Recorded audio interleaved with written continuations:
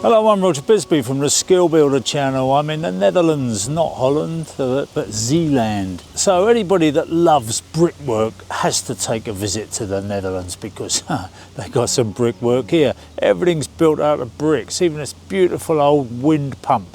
Some people call them windmills, but in Holland, basically they're wind pumps, they're wind powered, and they used to be used to drain the land. Of course, now they've got wind turbines generating electricity, and that does the same job. Being below sea level meant that they just had to use these wind pumps to chuck the water back over the dike, if you like, back into the North Sea.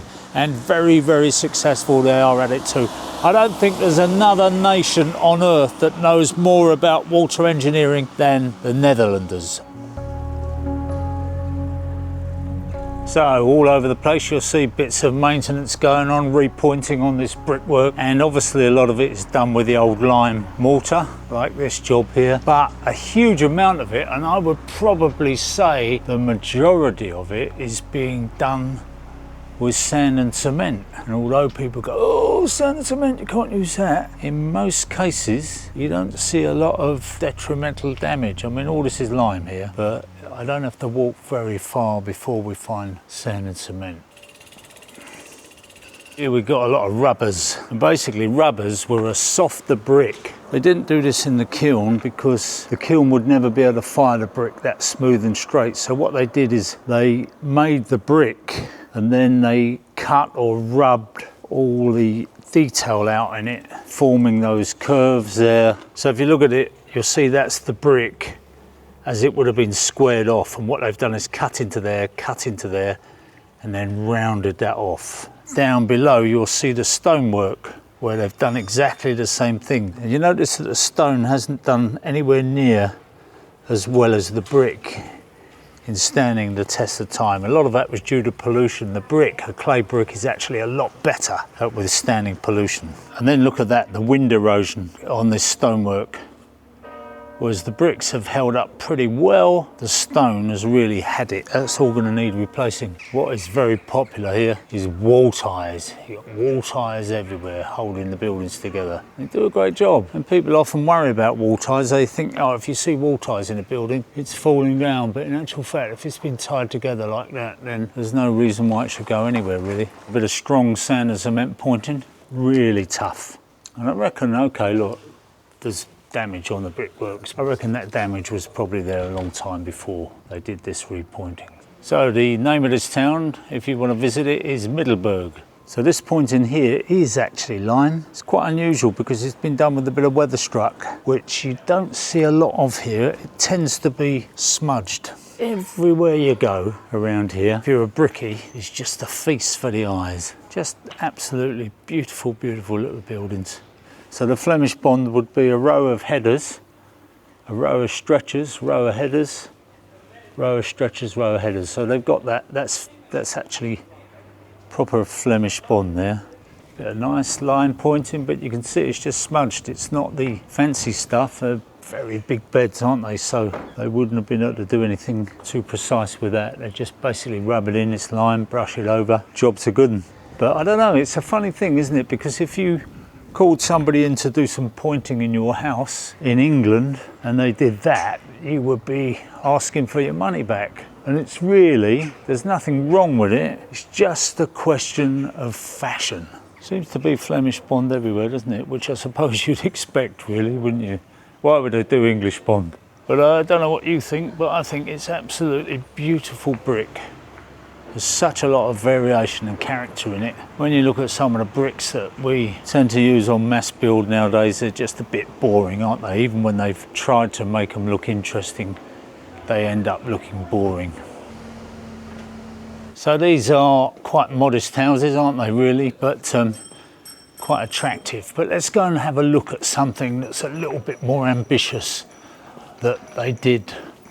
The building of a church. And if you think about it, hundreds of years ago they were building these things on reclaimed land, and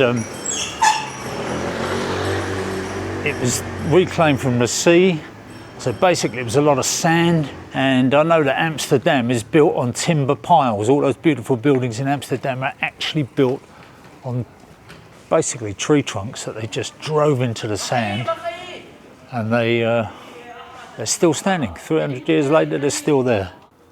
So this is an incredible building, isn't it? It's a church.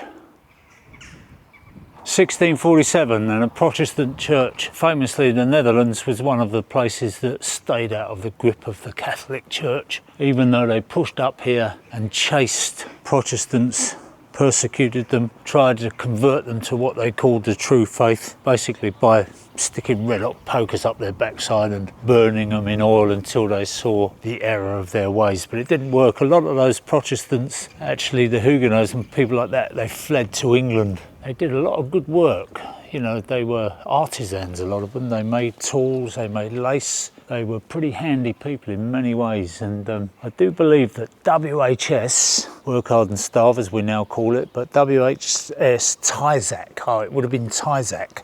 That Tyzac was actually a Huguenot brand. They started producing brick trowels and plastering trowels way back in those times. So, you know, they brought all these skills over to England, how to make bricklaying trowels. 1674, you expect a little bit of that, wouldn't you? Especially as it's all built on sand.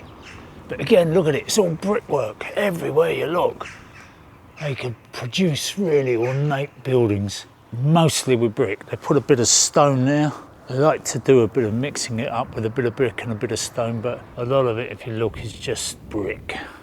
So this building behind me was basically, I think, just the town hall. It wasn't a religious building, it was just a very fancy building. It looks pretty good, doesn't it? But it's actually about the same age as me, only it stood the test of time a little bit better.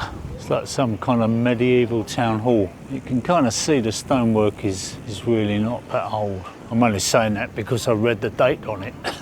So here's a puzzle for you. This brick wall, I've got no idea what this says, but I'm sure somebody is going to translate it. It's next door to the library, so it's just across the way from there. So there's something written here in the brickwork, and I was thinking it was actually carved in the brickwork before the bricks were laid, which would have been very clever, but no, what they've done is they've used some kind of template there, haven't they? Possibly a diamond blade router, mortar sorter, that kind of thing, and they've just carved it all out. It's gone straight through the mortar line. Bloody clever, isn't it, really?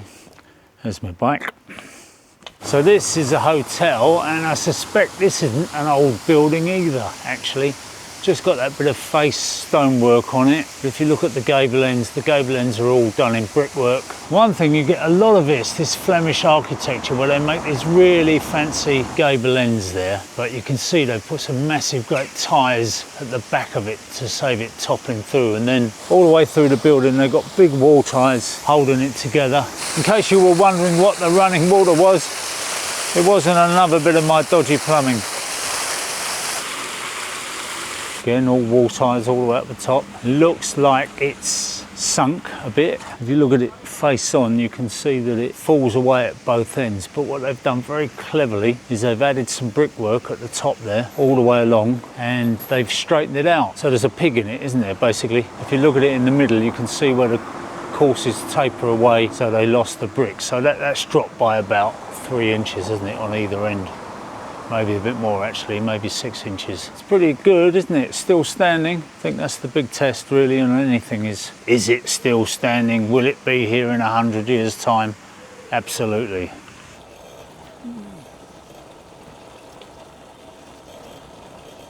The thing I've got to say about the Netherlands in general, I've met a lot of Dutch people. Always had fun with Dutch people, they've always been great. But they are so bloody civilised. I mean, this place, just beautiful, and everybody's friendly, no aggro, no litter, no anything. They sorted it out a long time ago. They worked out what to do, not fight. Yesterday I said that these things are redundant and they now use wind turbines to power electric pumps. It rained last night really heavily. I was amazed to see this thing is working. So here's a nice little chapel that I came across just cycling out in the country in Zeeland, and it's actually just the remains of something that was much bigger. I've just been talking to the guys who are doing a bit of restoration work on it. I've just been up there with this cherry picker. They said to me that it was part of a bigger church. You can just see here on the edges where the brickwork has stopped. These would have been where the walls went along, all the way to the end there.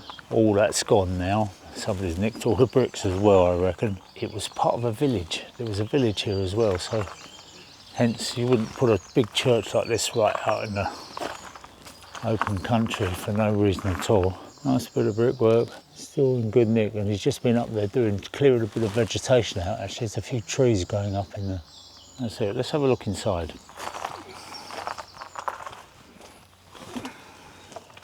It's simple. The thing about chapels is, again, because it's Protestant country, it's all about simplicity as opposed to the Catholics, which are about lots and lots of embellishment, lots and lots of bling in the Catholic Church. Nothing fancy. Nobody's more important than God. That's what they thought. Simple chairs, not very comfortable. I can't believe I got it so wrong about these windmills. They're everywhere and they're working. So I don't know why I thought maybe they'd abandoned them all and gone for electric pumps everywhere. I'm sure they have, but this is lovely, isn't it? Another one to add to my collection. I must admit, I've never really thought about, I'd looked at the slats on a windmill and I thought, how do they catch the air? And of course they don't. What they do is they put great sailcloths over the fronts of them. So those slats are only there just to hold the sailcloth in place. And it's that catches the wind. And obviously they tilt those vanes, if you call them vanes. Each one's got a mechanism on it, so it can tilt it, feather it if you like, backwards and forwards towards the wind. And then at the back, the sail at the back turns the whole structure around. You can see on the top there where they've got the revolving piece, and the sail at the back is the thing that turns it to face the wind. So this is porotherm blocks. They use these all over Europe.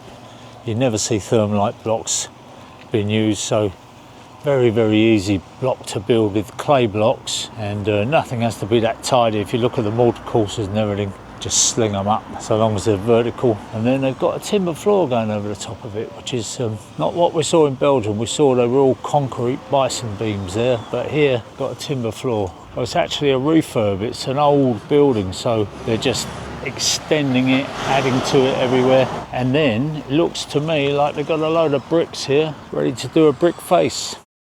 So I appreciate that what I'm doing here is a building blog, if you like, and that we are a building channel, but I don't think that you can come to the Netherlands and ignore cycling, because it is just amazing. Everybody knows that the Dutch ride bikes, and everybody rides bikes. Doesn't matter whether you're 5 years old or 85 years old, they ride bikes. And one of the reasons for that is obviously because it's flat, but the other thing is that the whole thing is just made for bikes. They've got bike paths everywhere. There's quite a lot of people who have got these little trailers which are kind of like kiddie carts, if you like, but they got their dogs in them. But you know, people go fast here, even elderly people. I keep getting overtaken by old ladies. They've got all these paths, so you don't need to wrestle with the traffic.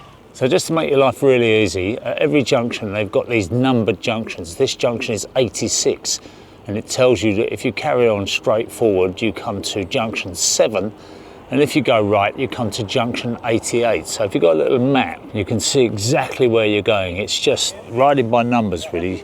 You don't need to speak the language. You just use the numbers to get wherever you want to go. And it's just an amazing thing, it really is, because you can't get lost, provided you've got a map. Of course, this is legitimate. This is all to do with building, because this place wouldn't be possible if it wasn't for all the sea defences, pumps, lock gates, dikes, canals, you name it. A huge civil engineering undertaking which started hundreds and hundreds of years ago. So now they're heading out to the open sea, and there's another boat waiting to come into this lock. Isn't it amazing that those gates hold back all that water? So here we have the modern equivalent of the old wind pumps. I've certainly got some wind turbines in the Netherlands for sure.